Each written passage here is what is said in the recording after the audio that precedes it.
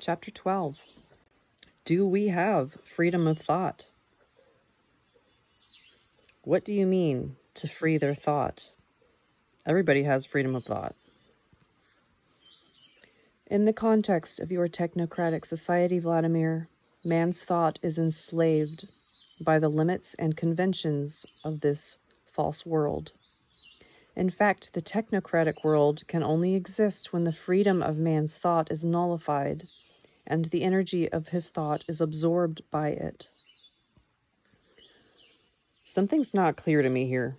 Every man over his lifetime can do a lot of thinking about a lot of different things. There are limitations on freedom of speech, for example. There are countries in which there is a greater freedom of expression, and in other countries there's less. But everyone is free to think whatever they wish. That is an illusion, Vladimir. The majority of people are compelled to think about one and the same thing their whole lives.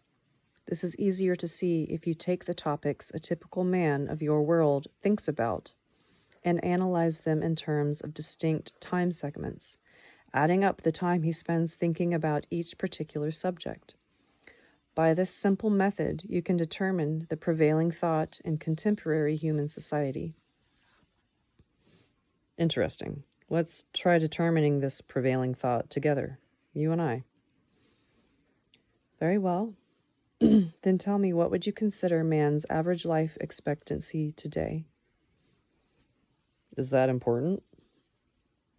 Not all that important, given the uniformity of man's thinking, but we need some sort of figure for our subsequent calculations. Okay, in our time, let's say a man lives 80 years. So a man is born, or to put it more accurately, he has attained the material plane of his being. Let's just say he's born. It's easier to understand. All right. Even as an infant, he is looking at the world, which is waiting for him to get to know it.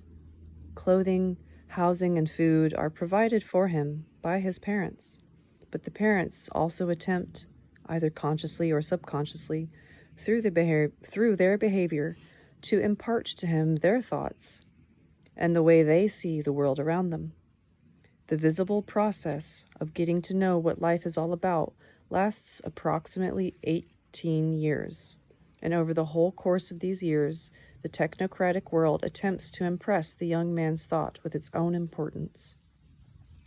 Then, over the remaining 62 years of his life, let us assume that man himself can control the tendency of his own thought.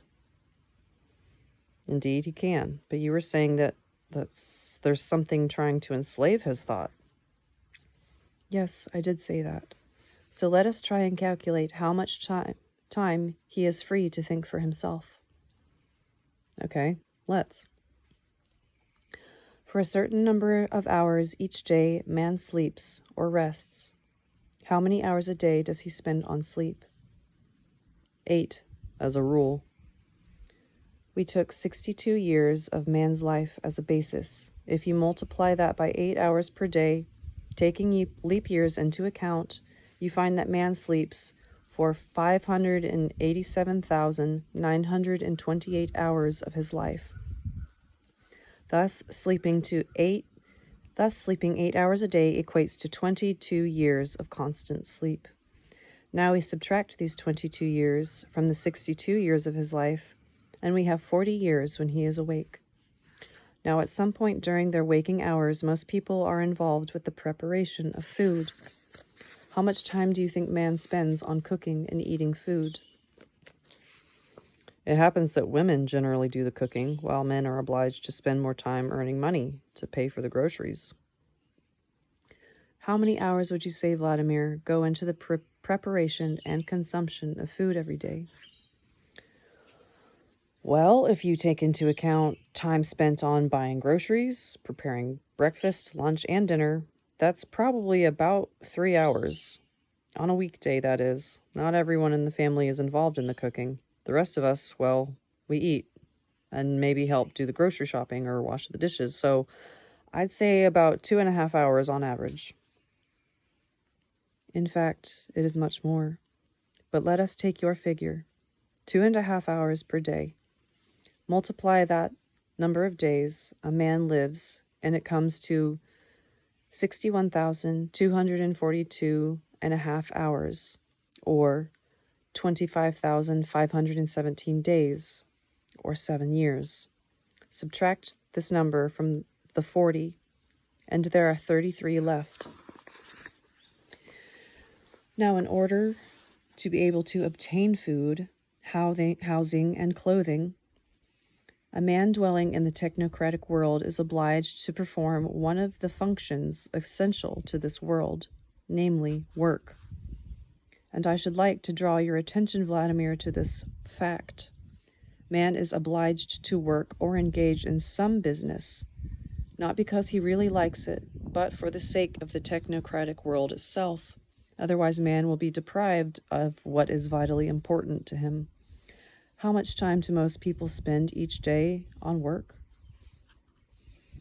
In our country, it's 8 hours, with another 2 hours or so spent getting to and from work. But every week they get a couple of days off. So now try to calculate how many equivalent years of his life does man spend on work, which is rarely satisfying. It would take me quite a while to figure out without a calculator. You tell me.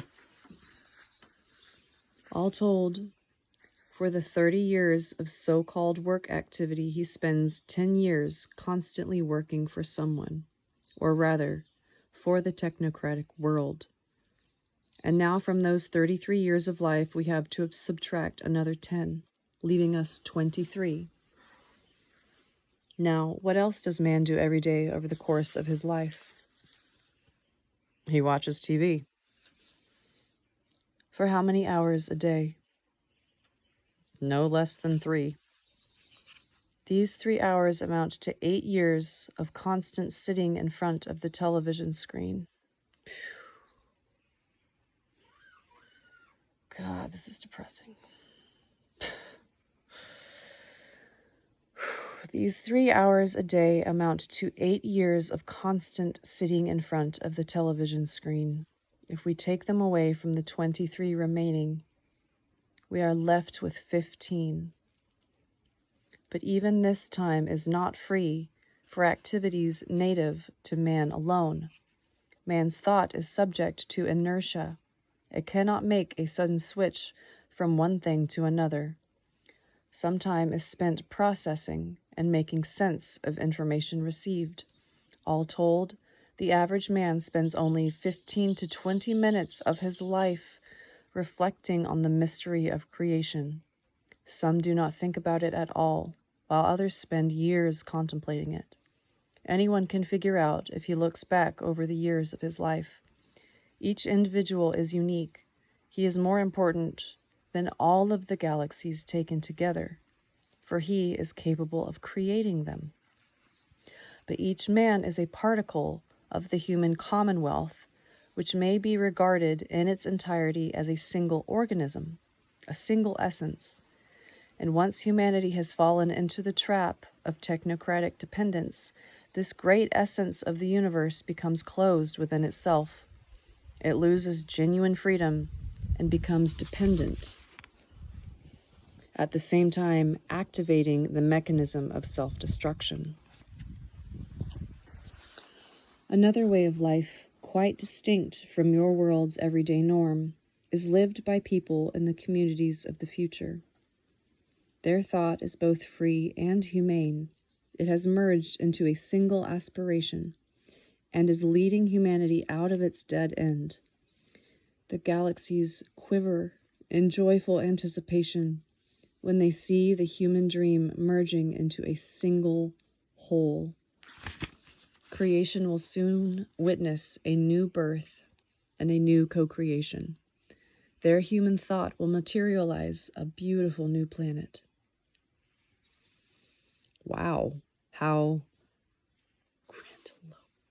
what the hell is that word?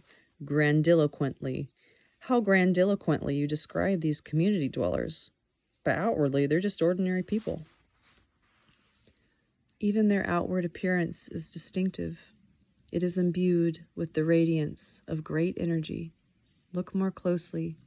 Here comes a grandmother and her grandson riding along.